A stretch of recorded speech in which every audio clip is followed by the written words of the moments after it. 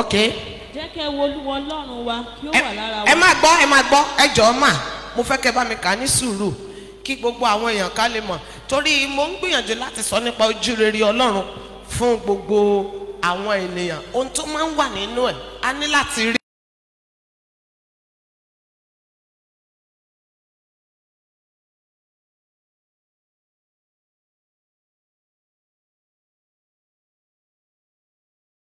Ẹwà tá a bá ti ń sọ nípa ẹwà à ń sọ nípa dídára pé lágbájá máa beauty ó máa hands à ń sọ nípa dídára tábọ́ wá ń sọ nípa ẹwà Olúwa à ń sọ nípa ohun tó dára wọ̀nyẹn tí ó ní jẹ́ kí ẹwà Olúwa àti títóbi rẹ̀ kí ó wà ní ara wa. Yes. Kí ìwọ kí ó sì fi ìdí iṣẹ́ ọwọ́ wa múlẹ̀ lára wa. Ìyẹn ni wípé ní ọdún yìí tí ó jẹ́ pé ìrìn àjò tó fẹ́ bá wa rí ojú rere ni wípé gbogbo tá a bá ti dáwọ́ lé lọ́dún yìí jẹ́ kó ṣèso rere kí ìwọ kó fi ìdí iṣẹ́ ọwọ́ wa kó fi múlẹ̀ ní ara wa. Yes. Bẹ́ẹ̀ ni iṣẹ́ ọwọ́ wa ni kí ìwọ kí ó fi ìdí rẹ̀ múlẹ̀. Yes. Lórúkọ Jésù mo wí pé ẹ ní ṣàṣedànù lọ́dún yìí o, ẹ ní ṣàṣedànù lọ́dún yìí o, ẹ ṣiṣẹ́ kékeré ẹ lérè tó pọ̀ lọ́dún yìí o, ẹ láyọ̀ lọ́dún yìí. Yes. Isaiah 58:11. Isaiah 58:11. Yes. Olúwa yóò máa tọ́ ọ. Olúwa yóò máa ṣe kí ni? Yóò máa tọ́ ọ. Olúwa yóò máa tọ́ ẹ wí pé àmín.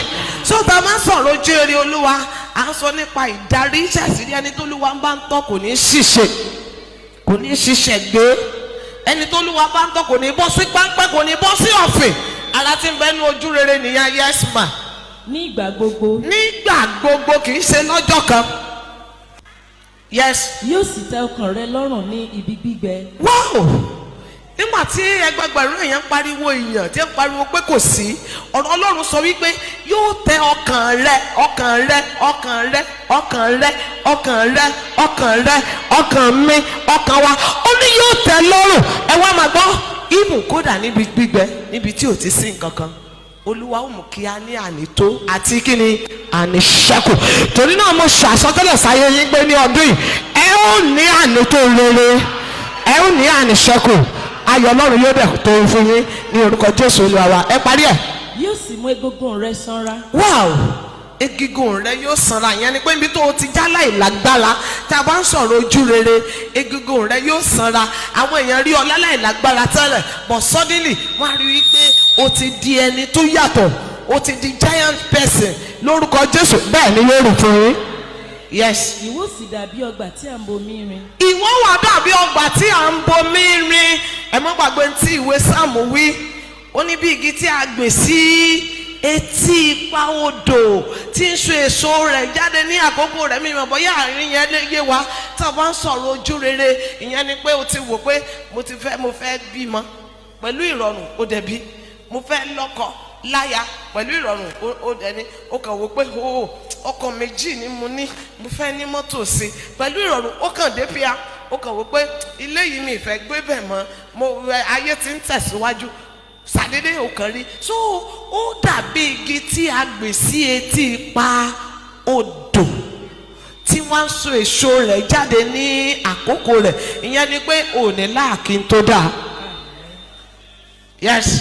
Àti bí ìsun omi tí omi rẹ̀ kì í tán. Ẹ ṣe ìyẹn ni bí ìsun omi tí omi rẹ̀ kì í tán ẹni tó bá gbé ìrágbé rírí yóò mọ odò mọ́rin odò ọ̀lẹ́yọ̀ ní àwọn àkókò kan á lọ bẹ̀ á jí lọ ní lákòókò kan ìyẹn ní àkókò ọ̀gbọ̀nlẹ̀ á jí lọ á wà lọ wálẹ̀ á wà jókòó tí kómi ó fi máa sùn bí ṣe á máa rẹ tẹ́lẹ̀tẹ́lẹ̀ náà ni ìyẹn ni pé omi yẹn ti tán ó sì fa wàhálà púpọ̀ ó gba ọ̀pọ̀lọpọ̀ àkókò lọ́wọ́ wa yóò gba ọ̀pọ̀lọpọ̀ iṣẹ́ míì kúrò lọ́wọ́ wa ṣùgbọ́n ẹgbẹ́ eléyìí ó ní tí wọ́n bá ti lóore ọ̀fẹ́ sí ojú rere yẹn tó rẹ̀ ti lóore ọ̀fẹ́ sí ọ̀rẹ́dì ó wí pé wàá dàbí odò tí ìsun rẹ̀ kì í tán. ẹgbọ́n ní ọdún yìí o lórúkọ bàbá ní ti ọmọ àti ní ti ẹ̀mọ́ ogun aṣálẹ̀ kò ní jà yìí ogun aṣálẹ̀ kò ní jà yìí ohun rere ní ti owó ní ti èèyàn ní ti ohun tó dára gbogbo kò ní wọ́n yín àánú bá yín lọ ní orúkọ Jésù Kristi Olúwa wa àmín àmín àmín lórúkọ Jésù Kristi. Praise the Lord.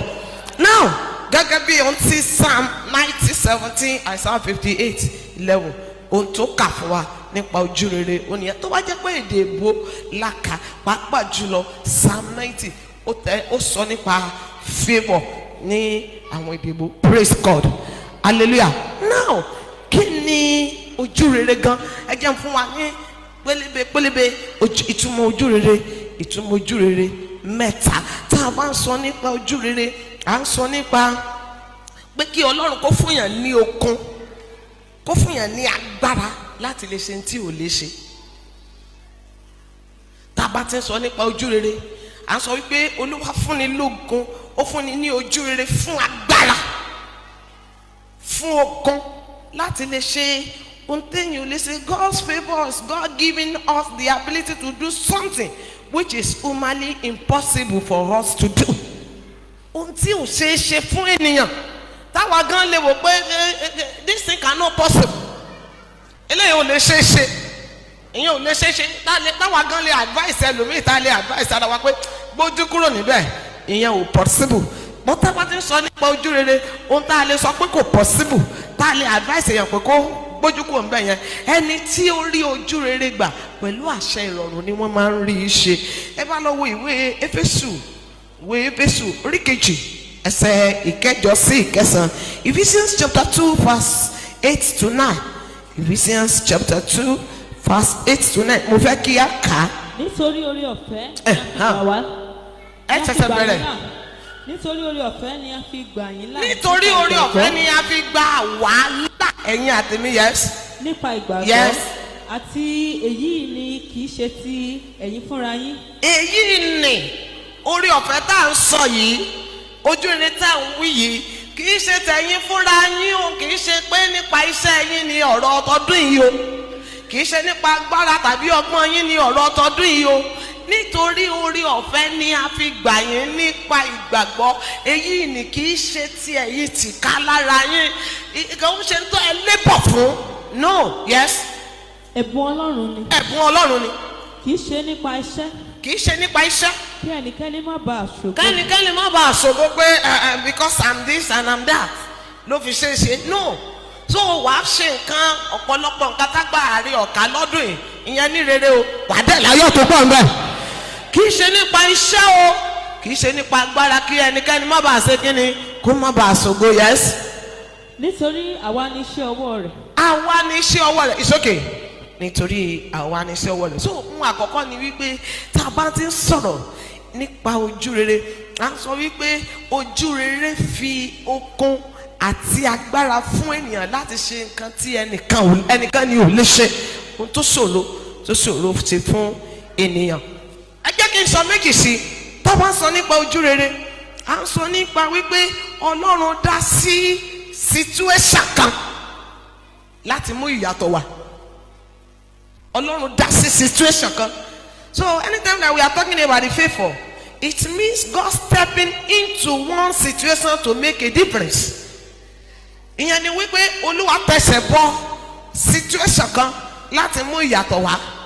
Nígbà tí àwọn kan ń gbé báyìí tí ń gbé báyìí, ogun ti pọ̀ jù, wàhálà ti pọ̀ jù, no result, nothing to show for their labour.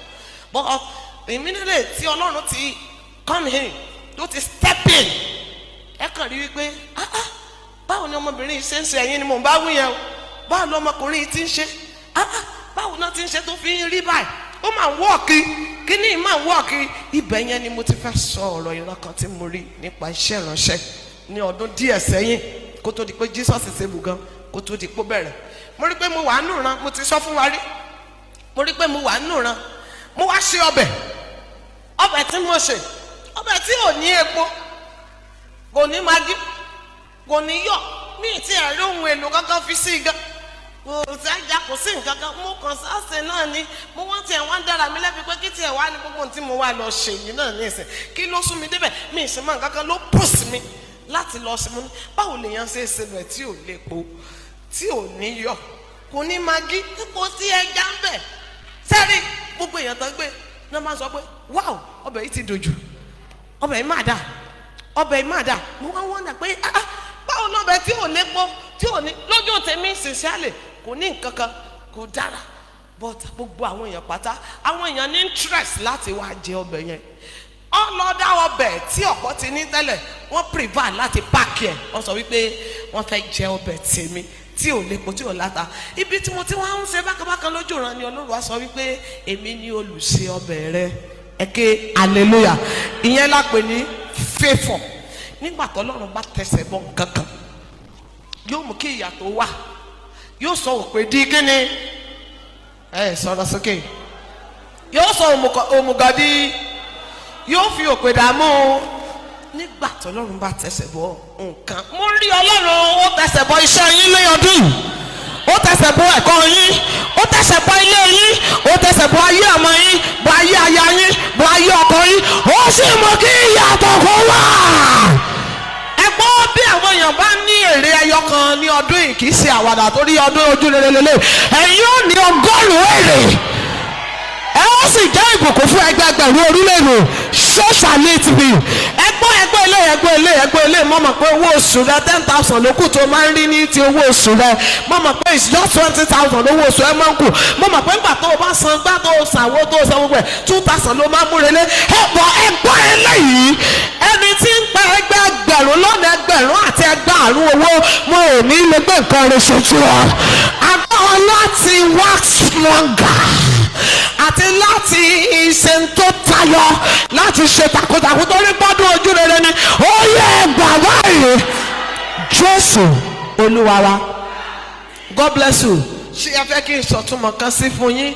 Tá bá ń sọ nípa ojú rere, tá bá ń sọ nípa ojú rere, tá bá ń sọ nípa ojú rere, ká jẹ́ wípé à ń sọ nípa ọ̀nà tó ga láti wọnú àyànmọ́. Ṣé Yorùbá mi yẹn yé wa? Tá bá ń sọ nípa ojú rere, à ń sọ nípa ọ̀nà tó ga láti wọ inú kíni àyànmọ́. Ẹgbẹgbẹ̀rún àyànmọ́ wa ló dàbí ẹni pé ó kàn sáà yí lójú kan náà. Omi ó find it difficult láti dìde, omi sùn sílẹ̀ ni. Ẹlòmíì ọ̀pọ̀lọpọ̀ àyànmọ́ ni wọ́n ti tì mọ́lé. Aláyànmọ́dé ń gbàdúrà ń gbàwẹ̀, ó ṣe gbogbo ohun tó tọ́, bọ́tà àyànmọ́ yìí kò wá sí ìmúṣẹ. Ó sì ń ríran lójoojúmọ́, ó ń gbọ́ àsọtẹ́lẹ̀ lójoojúmọ́, ó ń lálàá lójoojúmọ́. Àwọn wòlíì tòótọ́, wòlíì Ọlọ́run kì í ṣe wòlíì èké, kì í ṣe wòlíì kárùn jẹjẹ. Wọ́n ń sọ àsọtẹ́lẹ̀ pé Olúwa wí lóòótọ́, bọ́tà àyànmọ́ ò ṣẹ. Bọ́ ẹ máa gbọ́, tí a bá ń sọ nípa ojú rere, à ń sọ nípa ọ̀nà tó ga láti mú kí àyànmọ́ ṣẹ. It means God. Okay, when we are talking about favor, favor is the highway to connect your destiny. Ọ̀nà tó ga. Ẹ gbọ́, ọ̀nà tí yóò ṣe kí ni? Tó ga láti wọnú àyànmọ́. Nǹkan tí mo fẹ́ràn bọ̀dá Noah sí ní Genesis chapter 6 verse 8. Ó ní the Bible says Noah found grace in the eyes of God. Noah ó rí ojú rere ní ojú Olúwa. Noah found what? Grace. He found grace in the eyes of God. That's Genesis chapter 6 verse 8. Torí náà tá a bá ń sọ nípa ojú rere, à ń sọ nípa ọ̀nà tó ga. Ìyẹn ni pé ṣé mọ̀ pé ará alẹ̀ náà ni wọ́n dè lẹ́yìn tí ń bẹ́ ńlẹ̀. Ṣé mọ̀ pé ènìyàn náà ni wọ́n blọ́ọ̀kì èèyàn. Ṣé mọ̀ pé ènìyàn náà ni wọ́n sọ pé ìrìn ní jí ọkọ̀ já. Ṣé mọ̀ pé ọ̀tá ni wọ́n sọ wípé kò sọ́nà fún yàn. And gbogbo wọn bẹ́ẹ̀ bá lẹ́nìkan tó ló ń fò lókè, wọ́n dẹyẹ ní, wọn ò ní agbára kankan. So ẹni tó ń dènà yín, tó ń dènà mi yẹn, tó ń dènà wa yẹn, they are human being like us. So tábà wá sọ nípa ojú rere sí, a wá sọ nípa ọ̀nà tòkè láti mú kí àyànmọ́ ṣẹ, láti mú èèyàn wọnú àyànmọ́. Let me give you 2 or 3, 4 or 5 examples in the Bible. Okay, Isaac, Genesis chapter 26 verse 1 to 4. Genesis chapter 26 verse 1 to 4. Ó sọ nípa èèyàn, ó sọ nípa èèyàn. Ó ní èèyàn míì sì tún mú gẹ́gẹ́ bí ìgbà ti ọjọ́ Abrahamu. Ẹ máa gbọ́, èèyàn mú gẹ́gẹ́ bí ìgbà ti ọjọ́ Abrahamu. Olúwa wá ṣe nǹkan kankan. Olúwa wá tọ̀ Isaac wá. Olúwa sọ fún Isaac pé lọ sí tọ̀ Abimeleki lọ. Ilẹ̀ Abimeleki ni èèyàn gidi sì ti mú ojúlówó èèyàn. Èèyàn ń bẹ ní ilẹ̀ Isaac, right? But bàbá èèyàn ń bẹ ní ilẹ̀ Abimeleki. Olúwa wá wípé tọ̀ Ábímẹ́lẹ́kì lọ ẹ máa gbọ́ ó wí pé kó o sì jókòó síbi tí n ó fi hàn ọ́ hello ẹ kí hallelujah tọ̀ Ábímẹ́lẹ́kì lọ jókòó síbi tí n ó fi hàn bẹ́ẹ̀ níbi tí ìyàn yẹn ti mú torí pé you already found favour lójú mi mo fẹ́ ṣe n tó special àní ní ayé yín lọ́dún yìí Ọlọ́run ó ṣe n tó special oh God mo ní Ọlọ́run ó ṣe n tó special Olúwa wá bẹ̀rẹ̀ ó wá sọ pé jókòó síbẹ̀ ó ní n ó bùkún fún bẹ̀ n ó fàyọ̀ gbọ́n bẹ̀ tó bá jẹ́ èmi tàbí ẹ̀yin ni orí mi ni ẹjẹ́ ń bẹ̀rẹ̀ lórí mi n ó béèrè pé Ọlọ́run ó yá ṣàlàyé bó ti fẹ́ ṣe nígbà tí ìyàn mú tí wọn ò rò ń jẹjẹ ń bẹ̀ wọn ò rí nǹkan kan ká ilẹ̀ ẹ̀bẹ̀ ti kéruku oko bẹ̀ gbogbo ọ̀gbìn tó wà lóko bẹ̀ ló ti gbẹ dànù ó ní kí n lọ síbẹ̀ ibẹ̀ ló ti gbé mi ga màá ní ó yá ṣàlàyé fún mi tó wàá ṣàlàyé n ò ní agree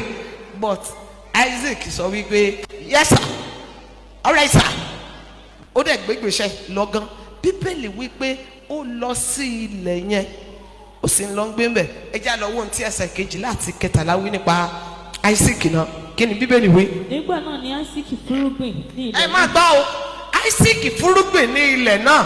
ó sì rí ọrọ̀ ọ̀run mú ní ọdún náà. ó rí ọrọ̀ ọ̀run mú ní the same year tí ẹsẹ̀ sùúrù the same year tí aṣálẹ̀ wà tí ọ̀gbẹlẹ̀ wà tí èèyàn gidi baba ńlá èèyàn original èèyàn ní the same year tí èèyàn mú tí kò sọ́njà tí wàhálà wà tí ìdààmú wà. lọ́ọ́lọ́ mọ́ ìyẹn ni wípé 100% ntọ́gbìn ló ká kò ká 40% not even 99% ọ̀rọ̀ ló ntọ́ so olóka ntọ́gbìn olóka ó ní kíkún yes. Olúwa sì bù sí fún un. ẹ tó máa gbọ́ Olúwa tó bù sí fún un I'm talking about the God's favour. God's favour ẹnìkan wí pé God's favour oh God ẹ wí pé God's favour mo ń sọ nípa ojú rere tá a ní ojú rere Ọlọ́run I'm not talking about the ojú rere ọ̀gá pastor ọ̀rẹ́ kìnìkan no I'm talking about the God's favour ó ní Olúwa sì bùkún fún yes.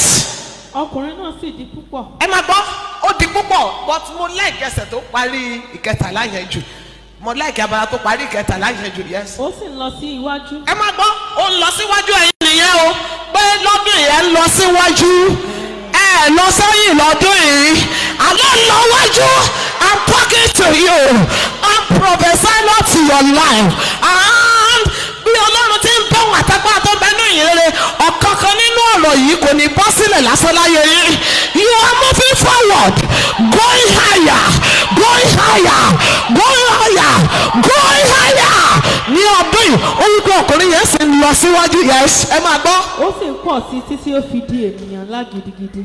ẹ dìde dúró ẹ káàrin yẹn kó clear dáadáa gbogbo ìjọ ẹ dìde dúró ẹ dìde dúró. ó sì ń pọ̀ sí. ẹ máa gbọ́ dáadáa yes. títí ó fi di ènìyàn ńlá gidigidi. títí ó fi di ènìyàn ńlá gidigidi exceedingly great. ẹgbẹ́ ọwọ́ yín méjèèjì sókè.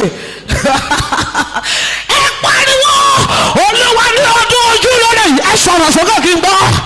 I'm talking to you youth in the house. Ọlọ́run ní ọdún ojú lórí yìí. Sọmi di púpọ̀ gidigidi. Sọmi di ènìyàn ńlá gidigidi. Sọmi di púpọ̀ gidigidi. Sọmi di ènìyàn ńlá gidigidi. Bí ẹ ti wí yẹn ṣá tí ẹ wí yẹn mà tí èmi náà wí Ọlọ́run ṣe bẹ́ẹ̀. Agbára tí ń sọ ní ìdí púpọ̀ gidigidi kí ó bà lé wa ní orúkọ Jésù Kristi Olúwa wa. Praise God. God bless you. Ẹ jókòó. Tí ó sì ń pọ̀ sí títí tí ó fi di ènìyàn ńlá gidigidi wow. Ẹ bá ń pàtẹ́wọ́ fún gbólóhùn yẹn tí Ọlọ́run sọ jáde yẹn. Hallelujah. Ẹnì kejì ní Lot. Ẹnì kejì ní Lot. Genesis 19:19 òun fúnra ẹ̀ ló ti ẹ̀fẹ́ nú ẹ̀ rẹ̀ sọ̀rọ̀. Nígbà tí ìparun wà, nígbà tí wàhálà wà, àní ní àkókò wàhálà wà o.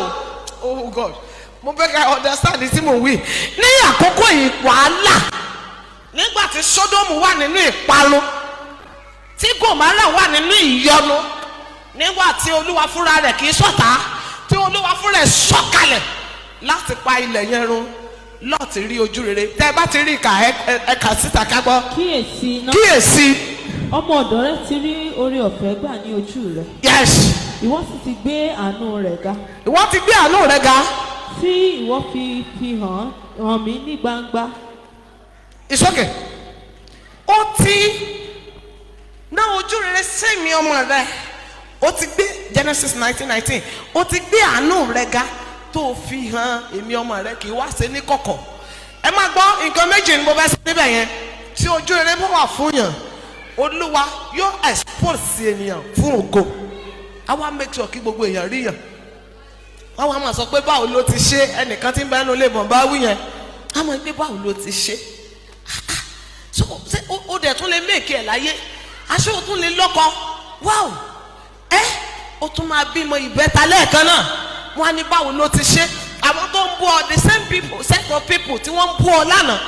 àwọn ní a sọ pé báwo ló ti ṣe, ọ̀nà wo ló gbé gbà tó fi rí bẹ́ẹ̀. ohun àkọ́kọ́ ní àárín yẹn nìyẹn. ohun èkejì ni pé béèyàn bá rójú rere nígbà tí kò máa ń pẹgbẹgbẹ̀rún ènìyàn, torí téèyàn rójú rere Ọlọ́run yóò fààyàn jáde. ojú rere ni Mósè rí ní Egypt tí ò jẹ́ kán pàdánù.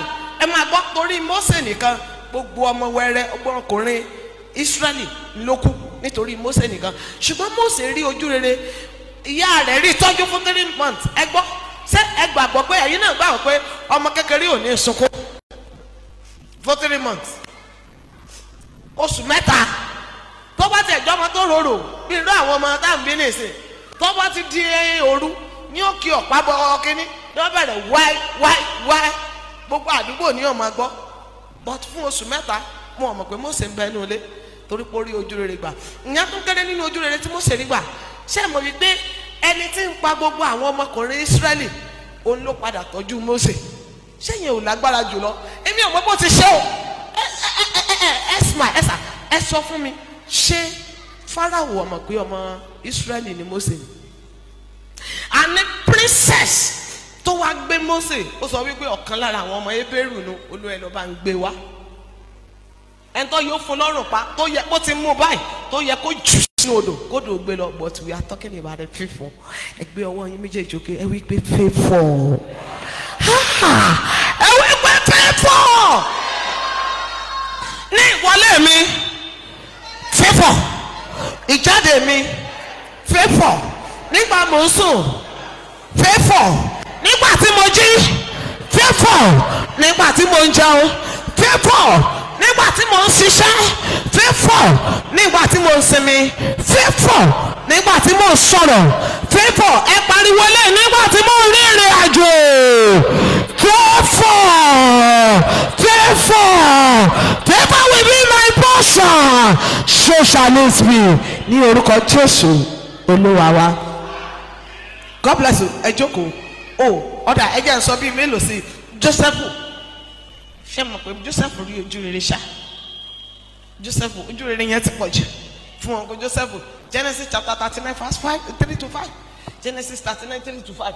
ó sọ ó ní Jósẹ́fù rí ojú rere, ó ní Olúwa wà pẹ̀lú Jósẹ́fù, Olúwa sì mú kí ohun gbogbo tí Jósẹ́fù ṣe kó máa wà déédéé, àti pé nígbà tí Jósẹ́fù ti wọnú ilé ọ̀gá rẹ̀, Ọlọ́run bùkún fún iṣẹ́ ọwọ́ ọ̀gá rẹ̀. ojú rere, tó o bójú rere bá ti wà fún yàn, ìṣọ́di púpọ̀ ó máa ń wá. ìṣọ́di púpọ̀ ó máa ń wá. lórúkọ Jésù ojú rere yóò mú rere púpọ̀ wá fún yín lọ́dún. ìkarùn-ún torí àkókò, Mary ìyá olùgbàlà wa Mary. Luke chapter 1 verse 28 ẹ yára kà. ìwé oníṣègùn orí kìíní ẹsẹ̀ 28. Luke chapter 1 verse 28. yes. àrí ẹni tó rí Luke 1:28. áńgẹ́lì náà sì tọ̀ ọ́ wá. áńgẹ́lì náà tọ́ wa, ẹ máa gbọ́n áńgẹ́lì wí fún un. ó ní àlàáfíà ìwọ ẹni tí a kọjú sí ṣe ní oore. àlàáfíà fún ìwọ ẹni tí a kọjú sí ṣe lóore. Olúwa pẹ̀lú rẹ. Olúwa pẹ̀lú rẹ. alábùkún fún ni ìwọ nínú àwọn obìnrin. ẹ kí hallelujah.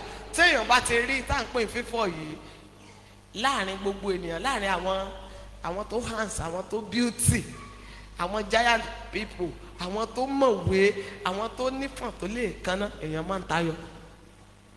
so àmì títayọ wà nínú àmì ojú rere.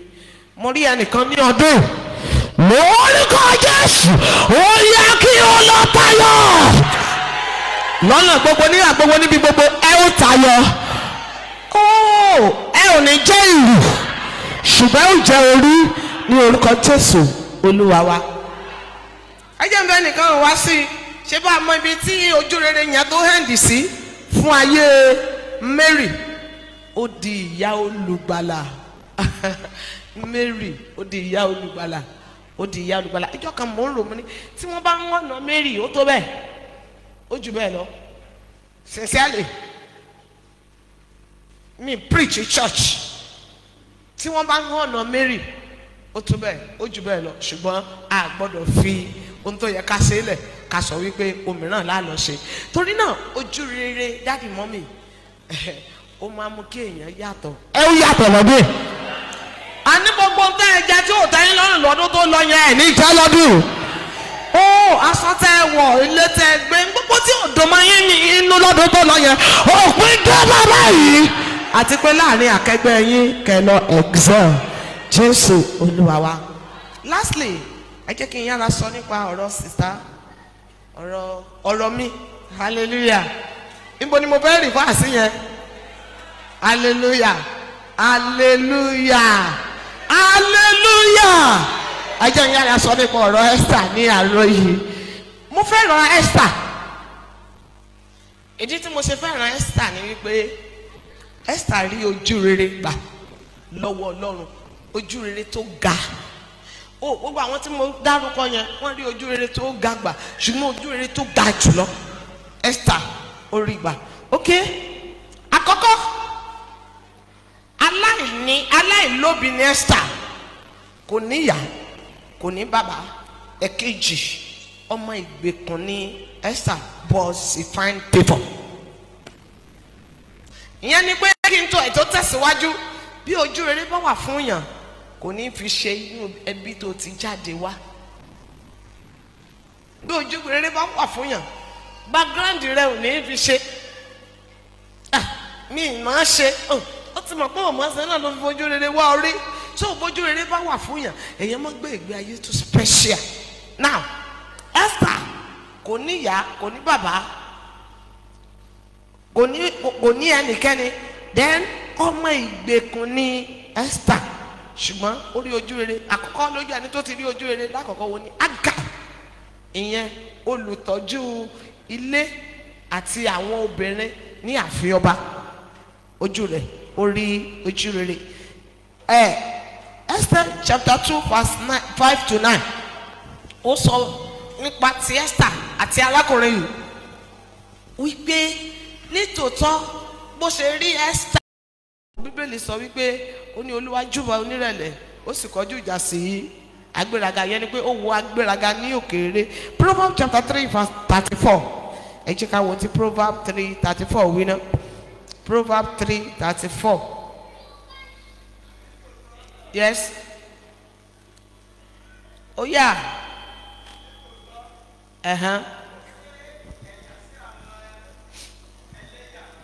nítòótọ́ ó ṣe ẹ̀yà sí àwọn ẹlẹ́yà.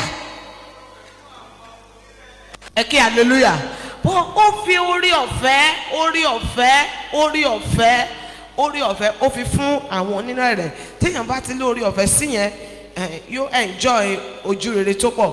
ok ìkẹrin ni pé kíkọ ẹ̀ṣẹ̀ sílẹ̀. 2 Chronicle chapter 7 verse 14 2 Chronicle chapter 7 verse 14 gbogbo wa la mọ̀ yẹn lórí bọ̀tẹ́ ẹ̀ka síta. bí àwọn ènìyàn mi tí à ń pe orúkọ mi mọ́, àkọ́kọ́ tí wọ́n bá rẹra wọn sílẹ̀ tí wọ́n gbàdúrà tí wọ́n wá ojú mi tí wọ́n yí padà kúrò nínú ọ̀nà búburú wọn, ní èdè mìíràn tí wọ́n kọ ẹ̀ṣẹ̀ wọn sílẹ̀, nígbà náà ni èmi ó gbọ́ láti ọ̀run wá. yes èmi ó dáríjì wọn. ẹ wá máa gbọ́ o, èmi ò wo ilẹ̀ wọn sàn. ẹnìkan tí Ọlọ́run wo ilẹ̀ rẹ̀ sàn láàárọ̀ kókè hallelujah, God bless you. ó ní èmi ó dáríjì wọn, èmi ó sì wo ilẹ̀ wọn sàn. Ìyẹn bí èèyàn bá jáwọ́ kúrò nínú ẹ̀ṣẹ̀. Ẹ ń gbàgbé tí ìwé Róòmù wí, ó ní a ò lè wà nínú ẹ̀ṣẹ̀ ká wí pé kí ni kí oore ọ̀fẹ́ kó máa pọ̀ sí, ó ní ká má rí. So béèyàn bá lè gbìyànjú láti do away, láti fi ẹ̀ṣẹ̀ sílẹ̀, láti kó ẹ̀ṣẹ̀ sílẹ̀.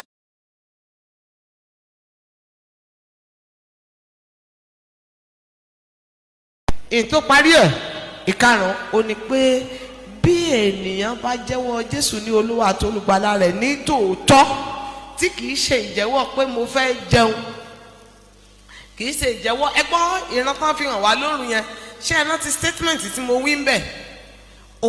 Tí kìí ṣe wípé kí ni wọ́n rí tó o gba Jésù ní tòótọ́, tó o gba Jésù ti kú tìyè, ojú rere a máa bá rú ẹni bẹ́ẹ̀ gbé. Torí náà ó pa dandan fún gbogbo ènìyàn láti jẹ́wọ́ Jésù ní Olúwa àti olùgbàlà ní tòótọ́. Nígbà tó o bá jẹ́wọ́ Jésù ní Olúwa àti olùgbàlà rẹ ní tòótọ́, ní nǹkan mẹ́rin tí mo sọ síwájú yẹn ni ó tó rọ̀ ọ́ lọ́rùn láti ṣe. Nígbà tó bá rọ̀ ọ́ lọ́rùn láti ṣe, ìgbà yẹn ni Olúwa ó yọ̀ǹda ojú rere fún ọ pátápátá. Ẹnìkan tí ó ń fàwé gba Kristi Jésù nínú ayé rẹ̀ lórúkọ Baba ní ti Ọmọ àti ní ti Ẹ̀mọ́, mo ṣàsọtẹ́lẹ̀ láyìí sí ayé yín pé ní àárọ̀ ojú rere tí kì í dáwọ́ dúró, tí kì í tán, tí kì í sí ìrẹ̀lẹ̀, ó yẹ kó balẹ̀ yẹ. Ẹ rí i pé lọ́dún yìí ẹ sọ̀rọ̀, oh God, ẹ sọ̀rọ̀ sókè, ẹ sọ̀rọ̀ sókè, ẹ̀yin akọrin ẹ sọ̀rọ̀, ẹ wí pé lọ́dún yìí gbogbo èèyàn sọ̀rọ̀, ẹ wí pé lọ́dún yìí wọ́n ẹ̀jọ́ ojú rere, wọ́n ẹ̀jọ́ ojú rere. Ojú rere ó di ọ̀rẹ́ mi tímọ́tímọ́, èmi àti ojú rere àjọ máa wọlé ni, àjọ máa jáde ni, èmi àti ojú rere a ó di ọ̀rẹ́ kòríkòsùn, a ó di ọ̀rẹ́ mọ́yàmí, èmi àti ojú rere àjọ máa ṣe gbogbo pọ̀ ní orúkọ Jésù Olúwa wa. Torí náà ni mo wí pé nípasẹ̀ ojú rere ohun tó ṣòro ṣe fún yín látẹ̀yìnwá ẹ lọ ṣe báyìí. Nípasẹ̀ ojú rere ilẹ̀kùn tẹ́ ẹ̀ kankan tí ẹ̀rí kan yẹn tí ò sí, tóbi tí ojú rere ti wọlé pẹ̀lú àṣẹ ìrọ̀rùn kan tó débẹ̀ kó ṣí sílẹ̀ fún yín. Nípasẹ̀ ojú rere ilé-iṣẹ́ tí ọkàn yín ń wò yẹn tí ẹ fẹ́ lọ síbẹ̀ láti lọ ṣiṣẹ́, ilẹ̀kùn ibẹ̀ kó ṣí fún yín. Ojú rere ṣọ́ọ̀tì yín ní orúkọ Jésù Kristi Olúwa àti olùgbàlà wa. Àmín, àmín, àmín lórúkọ Jésù Kristi. Praise the Lord. Now ẹ jókòó.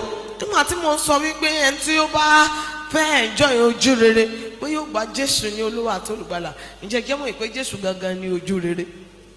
Jésù Kristi òun gangan ní kíni? Ní ojú rere. Lórí náà bẹ́ẹ̀ yẹn bá wá kọ Jésù níbo ni ó ti fẹ́ wá lójú rere báyìí? Gbogbo tí mò ń ti wí látàárọ̀ ẹyọ kan sì ni mo sọ yẹn nínú ẹgbẹ̀rún. Gbogbo tí mo ti wí látàárọ̀ mo sọ nípa Jésù. Jésù Kristi olùgbàlà gangan ní ojú rere.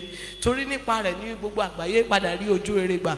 Torí náà nínú ilé a rí ẹnikẹ́ni tí kò tí ì jẹ́wọ́ Jésù ní Olúwa àti olùgbàlà rẹ̀ bí o tí ìfẹ́nu rẹ̀ jẹ́wọ́ rẹ̀ nígbà kọ̀ọ̀kan rí, ó sì padà lọ fún ọ.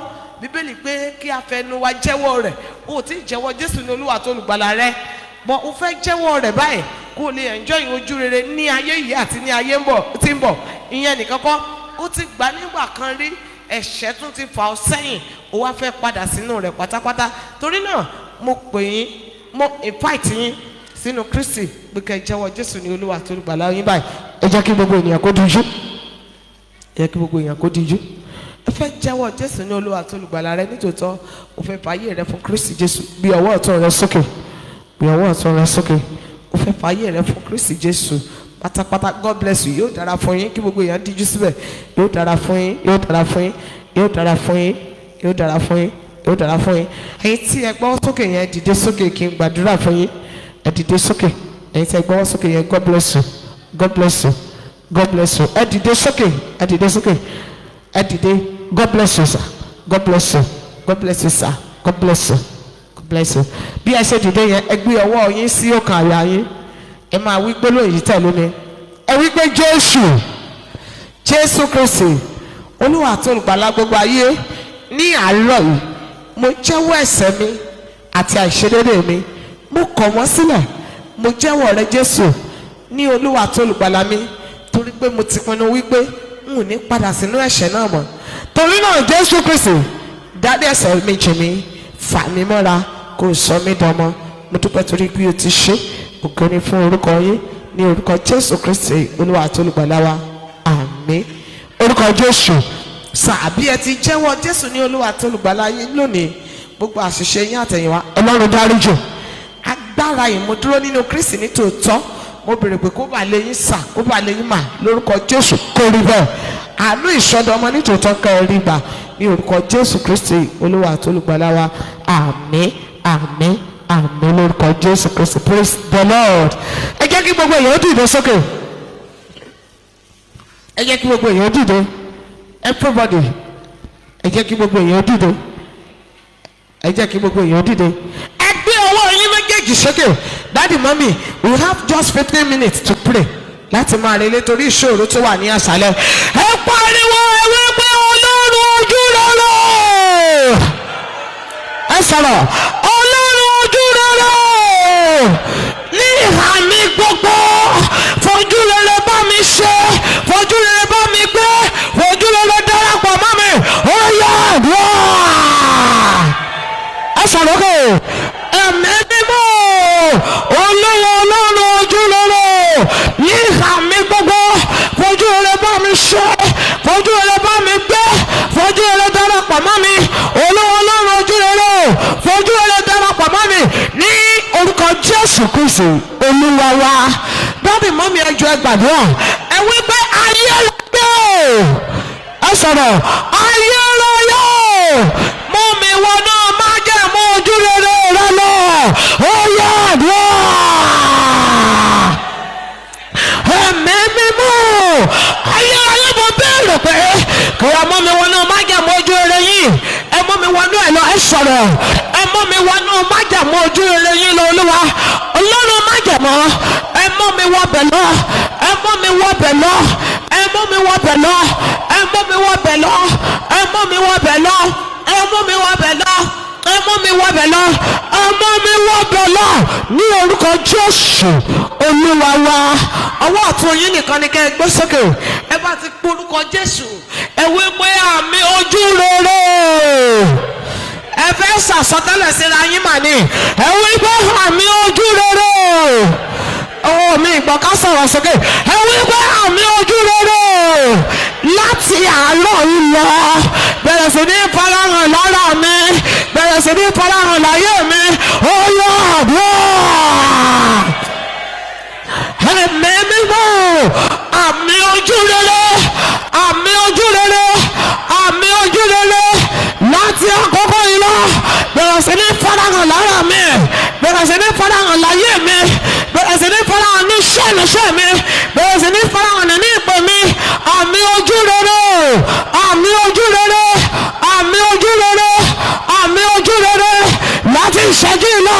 Bẹ̀rẹ̀ sí ní farahàn nínú ayé mi. Nínú ipò mi. Nínú iṣẹ́ mi. Àmì ojú rere. Bẹ̀rẹ̀ sí ní farahàn ní orúkọ Jésù Kristi Olúwa wa. Dábì mọ́mí ẹgbẹ́ ọwọ́ yín méjèèjì òkè.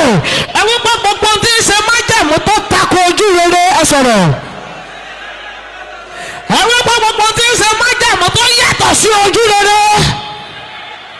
Nínú ìrìn àjò mi lọ́dún yìí, mo fagilé. Mo fagilé. Mo fagilé. Ó yá àdúrà. Ẹ̀mí mímọ́. Gbogbo tí ń ṣe májẹ̀mú tó tako ojú rere tó yàtọ̀ sí ojú rere nínú ìrìnàjò mẹ́sà ayọ̀dẹ́lẹ́ lọ́dún mo fagilé. Mo fagilé. Mo fagilé sọ̀rọ̀. Mo fagilé. Mo fagilé. Mo fagilé. Mo fagilé. Gbogbo májẹ̀mú tó yàtọ̀ sí ojú rere tó tako ojú rere mo fagilé. Mo fagilé. Ẹ sọ̀rọ̀ sókè. Mo fagilé. Gbogbo májẹ̀mú tó tako ojú rere tó yàtọ̀ sí ojú rere gbogbo májẹ̀mú tí kò ní ojú rere náà mo fagilé. Mo fagilé. Mo fagilé ní orúkọ Jésù Kristi Olúwa wa. Ẹjọ́ ẹjẹ́ sọ gbólóhùn yẹn lẹ́ẹ̀mejì sí. Ẹjọ́ mo bẹ̀yìn ní orúkọ Jésù Kristi tó ṣe bí e. Mo fẹ́ ká ẹ dákun ká ẹ concentrate. Mo fẹ́ ká ẹ concentrate. Gbogbo májẹ̀mú tó tako ojú rere tó yàtọ̀ sí ojú rere nínú ìrìnàjò mi ẹ̀sà ayọ̀dẹ́ lọ́dún. Ẹ wí pé mo fagilé ẹ sọ̀rọ̀ náà. Ẹ wí pé mo fagilé. Ìtì ara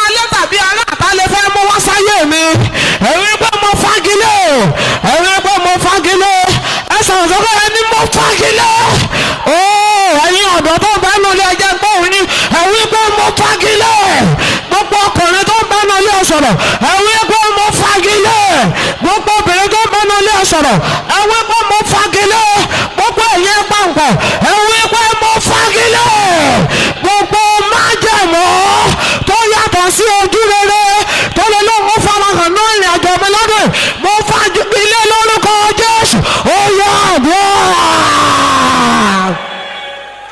ẹ̀mí mímọ́ gbogbo májẹ̀mú tó yàtọ̀ sí ojú rere tó lè lóun farahàn náà ìrìn àjò mi lọ́dún mo fagilé ẹ sọ̀rọ̀ sókè mo fagilé ẹ̀yin màmá ẹ̀dẹ̀ sọ̀rọ̀ ẹ̀yin bàbá ẹ̀ pariwo mo fagilé gbogbo májẹ̀mú tó yàtọ̀ sí ojú rere nínú ìrìnàjò mẹ́sàn-án lọ́dọ́lọ́ lọ́dẹ̀ mo fagilé mo fagilé mo fagilé mo fagilé mo fagilé ní orúkọ Jésù Kristi Olúwa wa. ẹ fẹ́ wí lẹ́ẹ̀kan sí i ẹ wí pé bí mo bá wọlé ẹ wí bẹ́ẹ̀ ẹ wí pé ojú rere ẹ wí pé bí mo bá jáde ẹ wí pé ojú rere ẹ wí pé nígbà tí mò ń ṣiṣẹ́ lọ́wọ́ ẹ wí pé ojú rere ẹ wí pé nígbà tí mò ń jẹun nígbà tí mo sùn ẹ wí pé ojú rere ẹ wá gbé ọwọ́ yín méjèèjì sókè dáadáa jẹ́ kí ọwọ́ yín kó dúró sọ́sọ́ ẹ pariwo gbogbo tí ń ṣe májẹ̀mú tó yàtọ̀ sí ojú rere láyé mi lọ́dún yìí mo fagilé ó yá àdúrà.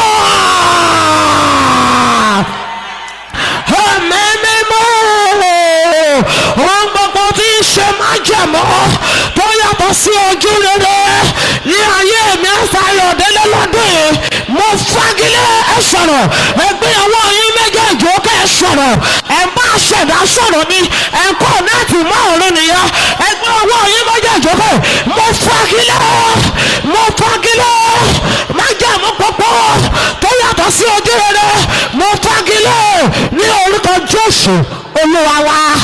àdúrà tẹ́fẹ́ gbà yẹn gbọ́wọ́ sókè ẹ̀ wà múra bó bá ṣe student ni ọ́ orí ẹ̀kọ́ rẹ ni o fẹ́ sọ̀rọ̀ ẹ̀yin òṣòwò ẹ̀yin oníṣẹ́ ìjọba ẹ sọ lórí iṣẹ́ yìí ó tẹ̀fẹ́ wí ni wípé ojú rere Ọlọ́run ẹ wí lànà ẹ wí pé gbé ẹ̀kọ́ mi lọ síbi tó ga lọ́dún yìí ojú rere Ọlọ́run gbé iṣẹ́ mi lọ síbi tó ga lọ́dún yìí ẹ wí pé ojú rere Ọlọ́run fún ayé tèmi pẹ̀lú sókè ẹ̀pọ̀ méjèèjì ó kẹ́ dáadáa ó yá àdúrà.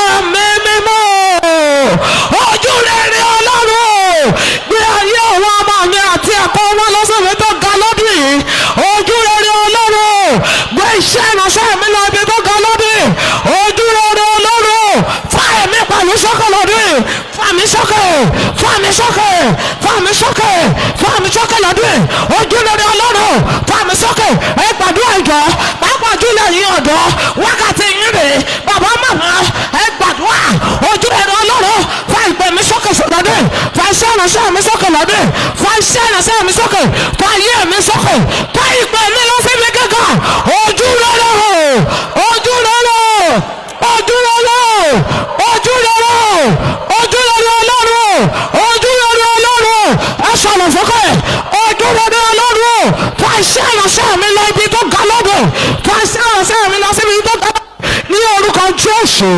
Olúwa wa.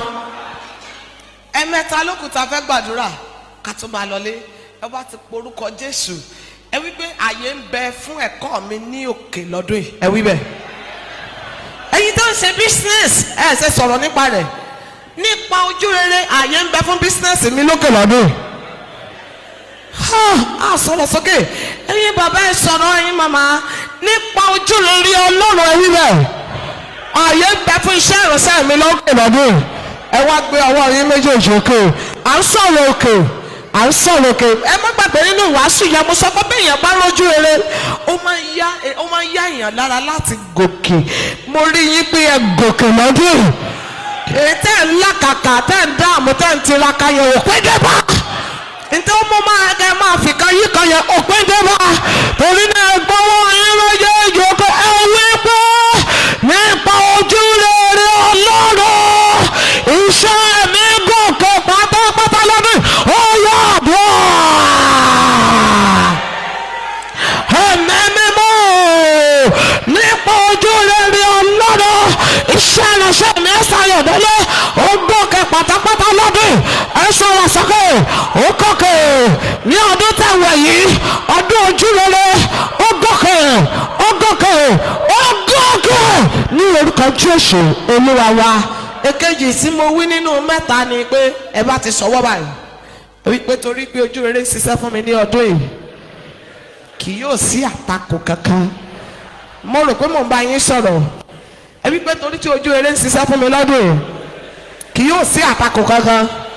o ẹ wípé torí tí ojú rere wà fún mi lọ́dún yìí ẹ wípé kì yóò sí àtakò kankan kì yóò sí ẹnikẹ́ni tí yóò lè takò mí láti lọ ibi gíga yẹn láti gbé rere ṣe yẹn láti làlùyọ láti dìde láti láyọ̀ láti lọ́mọ láti lọ́kọ láti níṣẹ́ láti ṣe rere kì yóò sí àtakò fún mi ó yọ ọdún ẹ̀mí mímọ́ torí pé ojú rere fún mi lọ́dún yìí torí pé ojú rere ṣiṣẹ́ fún mi lọ́dún yìí kì yóò sí àtakò kankan fún mi láti dìde nínú ìpè láti lọ síbi tó ga láti lọ́wọ́ mọ́ láti wà connected mọ́ àwọn ẹni òkè kì yóò sí àtakò kankan fún mi kì yóò sí àtakò kankan fún mi ní ọdún ojú rere tí mo wà yìí ní ọdún ojú rere yìí kì yóò sí àtakò kankan fún mi kì yóò sí àtakò kankan fún mi ní ọdún yìí sí àtakò kankan kì yóò sí àtakò kankan ní orúkọ Jésù Kristi Olúwa wa. ìtọ́kẹ́yìn rẹ̀ ẹ bá ti pariwo nípa ojú rere mo borí ikú lọ́dún yìí ní ìdẹ̀gbọ́kẹ́ sọ̀rọ̀ náà nípa ojú rere mo borí àìsàn mo borí àrùn lọ́dún yìí nípa ojú rere mo borí àkóbá mo borí kán dáràn bọ́ni lọ́rùn nípa ojú rere ibi kankan kò ní tọ́ sí mi ẹgbẹ́ ọwọ́ ní méjèèjì ó kéde àdìmọ́ mi ẹ pariwo ẹ sọ àsọtẹ́lẹ̀ yìí gẹ́gẹ́ bí ẹni tí èyí ọ̀rọ̀ yìí o ẹ wí gbọ́ nípa ojú rere ó mọ̀ ń bá yìí ọmọ Ọlọ́run sọ̀rọ̀ nínú ilé ẹ wí gbọ́ nípa ojú rere mo borí ikú mo borí àrùn mo borí ọ̀fọ̀ mo borí ìdààmú mo borí làálàá mo borí ìtìjú mo borí ẹ̀gàn mo borí ẹ̀sín mo borí ìyẹ̀yẹ́ ọwọ́ ayé méjèèjì lókè ọ̀yà àdúrà. ẹ̀mí mímọ́ nípa ojú rere nípa ojú rere mo borí wàhálà mo borí ìdààmú mo borí ẹ̀kọ́ mo borí òṣè mo borí ìyanu mo borí ẹ̀gàn mo borí ìtìjú yẹn nípa ojú rere ẹ sọ̀rọ̀ sọ̀rọ̀ nípa ojú rere nípa ojú rere ọ̀nà mi là fáínálì ní orúkọ Jésù Kristi Olúwa àti Olùgbàlà wa. ẹ gbọ́wọ́ méjèèjì sókè mo fi sọ àsọtẹ́lẹ̀ ojú rere fún yín olóòótọ́ ni ẹni tó bá mi sọ̀rọ̀ orúkọ rẹ̀ ní Kristi Jésù ó sọ pé ọdún yìí ọdún ojú rere ni dùn wàhálà ó pọ̀ nínú ayé ṣùgbọ́n ojú rere yóò kó ẹ̀yin yọ. ẹgbẹ́ ọwọ́ yín méjèèjì sókè gbogbo ọmọ ìpè jákèjádò àgbáyé gbogbo ẹ̀ka ìpè yìí pátápátá gbogbo ọmọ ìpè tí kò sí nínú ilé lọ́wọ́lọ́wọ́ níbi gbogbo tí ọmọ ìpè bá wà lọ́dún yìí níbi gbogbo tẹ́ ẹ bá dé lọ́dún yìí ẹ gbọ́ mi ojú rere yóò fọ́. I'm not joking. níbi gbogbo tẹ́ ẹ bá dé lọ́dún yìí níbi gbogbo tẹ́ ẹ bá kẹ́sẹ̀ bọ̀ lọ́dún yìí kò kì í ṣe àwàdà ojú rere yóò fọ́.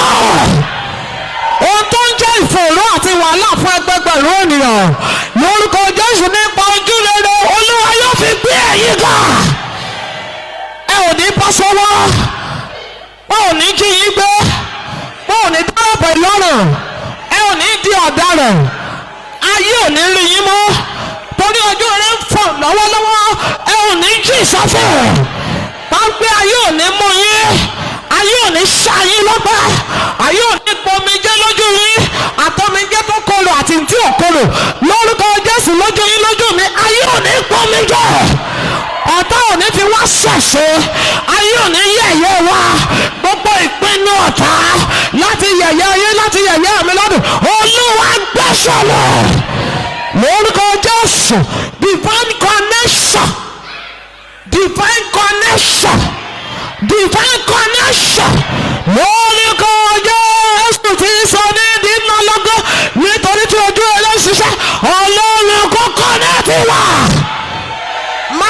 òkè máa wọn ṣoore fún mi má sì rògó lórúkọ Jésù ayérayé kókó náà ti wà dábì mọ́mí ẹ ra àánú gbà mi ìṣàwàdà mo bá ká ẹ sàmì dáadáa ẹ rí àánú gbà oh God ẹ rí àánú gbà lọ́dún ojú rere yìí ṣe ẹ rí àánú gbà ní èsì ọdún tó lọ yẹn oúnjẹ méjì lójúmọ́ lẹ́ ń jẹ oúnjẹ kan lójúmọ́ lẹ́ ń jẹ gààrí gan lọ́pọ̀ ń tiẹ̀ mu lọ́dún tó lọ yẹn ṣe lẹ́ ń fọwọ́ rárá káàkiri lọ́dún tó lọ yẹn ṣe ni ẹ̀ ń fi kan yí kan wọ́n ẹgbẹ́ eléyìí ní ẹnu mi ní ọdún yìí torí tí Olúwa sọ fún mi pé ọdún ojú rere ni fún gbogbo ọmọ ìpè yìí lórúkọ Jésù ẹ ò ní ilẹ̀ jẹ ẹ ò ní tọrọ jẹ ẹ ó jẹ tó wù yín lákòókò tó tẹ́ yín lọ́rọ̀ ẹ ní fìkan yín kan ẹ ní jẹ́jẹ́ ìbànújẹ́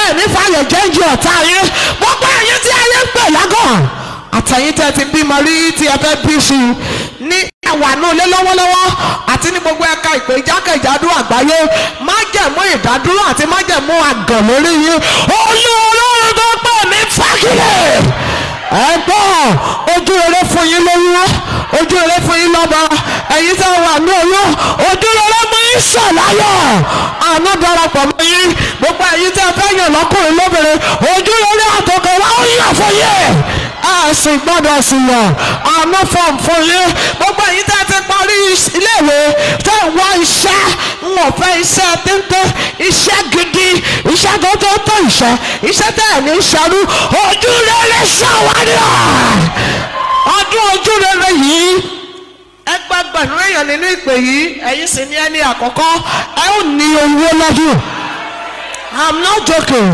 lórúkọ Jésù ẹ ó kọ́ ilé ara yín ẹ ó ra mọ́tò ẹ bímọ tó dáa ẹ lọ́kọ tó dáa ẹ fi aya rere ayé yín nítumọ̀ sound and very good heart is your portion. Oh, sound and very good health is your portion. Ìgbà kẹta ni àlàáfíà tó péye àti okun tó dájú tí yín ni ó yẹ ẹ̀gbọ́n. Wọn ò ní dáràbọ̀ yín lọ́rùn, wọn à ní kó bá yín, ẹ ó ṣe rere láàrin ewu ojú rere ó fà yín lọ. Àpótí ẹ̀rí ni yín. Ẹ̀yin yìí ni mo ti fi ṣe point of contact fún gbogbo ọmọ ìpè jákèjádò àgbáyé. Gbogbo àwọn tó wọ́n bì tí ò sí around the world. Gbogbo ẹ̀ka ìpè jákèjádò àgbáyé látòrí pastors lọ́kùnrin lóbìnrin àti ọmọ ọkọ aya wọn tẹ torí gbogbo wọn kà tẹ torí everybody àpótí ẹ̀rí ni èmi àtẹ̀yìn lórúkọ Jésù olùgbàlà wọn ò ní jí àgbẹ̀ àmì bọ́ sọ́wọ́ ẹ̀gbọ́n àpótí ẹ̀rí kò gbọ́dọ̀ wọlé dragoni tó bá wọbẹ̀ ọ̀ràn bá dragoni lórúkọ Jésù ọ̀wọ̀ látòkè wá ẹ̀mí mímọ́ fi sí yín lára ó fi sí wa lára àádọ́ ṣe rere ṣe ṣàlẹ́tì mi ọdún ojú rere yìí testimony yóò pọ̀ oh God testimony yóò pọ̀ ẹ wo ẹ máa travel láti inú ògo sínú ògo ẹ máa rìnrìn àjò láti inú ọlá sínú ọlá there won't be any accident in your way either minor or major casualty or incident there won't be your portion in Jesus name go in peace go